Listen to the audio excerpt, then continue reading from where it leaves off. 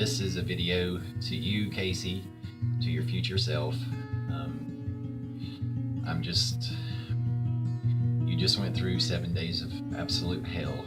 You feel completely terrible right now. You're fatigued. You're very depressed.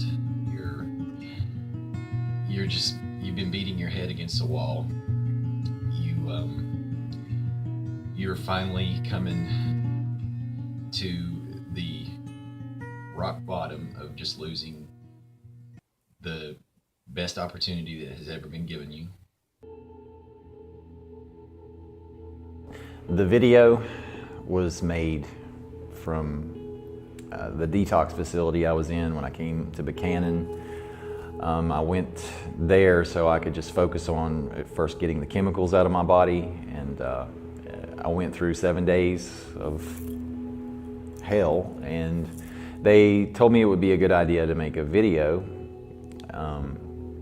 The funny thing about that is the video was meant to almost to be like a deterrent or a fear factor, but when I watch it, I think more, I listen to what the things I was concerned about, because I mentioned those in that video, and I'm glad I did, because I mentioned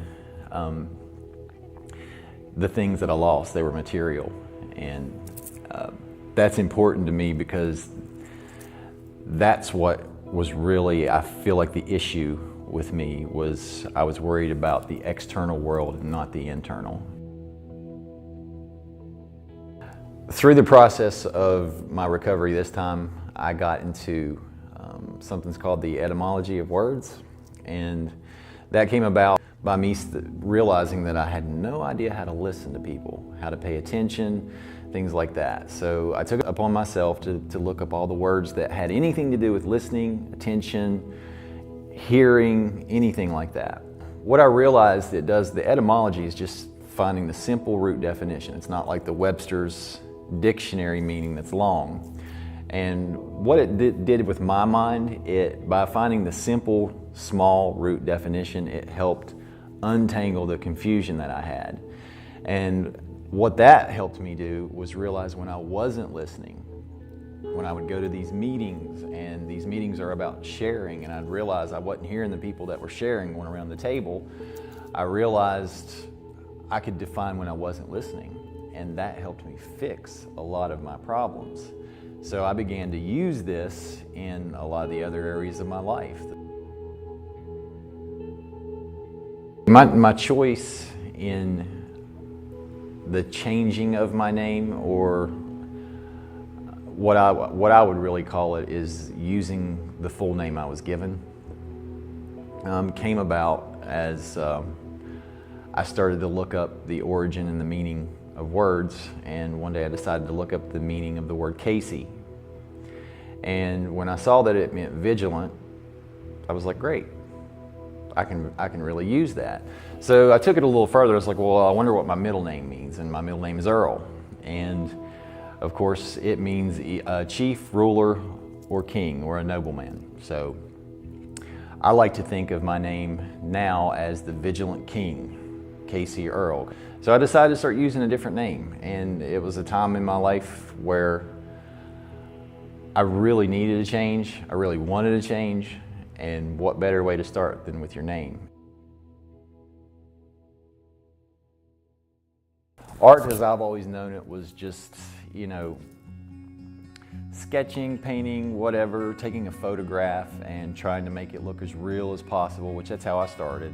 I used to be able to take a photograph and sketch it with pencil and make it look just like the photograph. And while that does take talent, it does take a lot of skill. I don't discredit that at all. But I realize today, for me, I don't call that art. I call that illustration. And I decided to look up what the word art really meant. And I'd never realized that art simply means being. That got me really thinking about what art really is to me, and now I see art really as just, I am the art. Anytime I paint now, or draw, or sketch, for me, that's me trying to say what I am, or who I am, or that I am. And that's what it's all about for me, Night Court. I realized, as far as my process in painting, I realized the best way to go about it is to look at it as a conversation. I have the idea in mind of what it is I want to say about me, and of course I sketch it first. But as I do the painting though, it's all in color. So this is where it starts to take shape. And as I do the painting, I only do little bits at a time. And I do it on a night-to-night basis. Before I go to bed, I'll sit down and I'll paint just a little bit on it. And then I take a step back and I'll look at it it could be an hour to 2 hours. And basically what I'm doing, like I said, it's like a conversation. It's like my painting when I take time and I do a little bit of the painting, then that's me talking to it.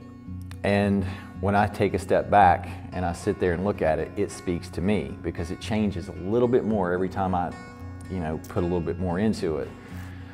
It allows me to take time to see what the painting needs. It'll tell you what it needs. And I've learned that the older I get. In my younger days, I would try to finish the whole thing in one night, and never take time to even ask, what does this need? I was just trying to impress my own self or others with my talent. Oh, look how good of an illustrator you are. Look how good you can make something look real. Today I don't worry about that. I'm more interested in the conversation I have with the painting as I do it. And I'm in no hurry. Currently I've been working on the painting that I'm on now. I started it the 1st of April, and we're sitting here at the end of October.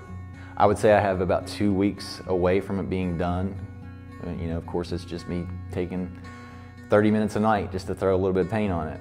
And when it's done, it's the greatest feeling of satisfaction.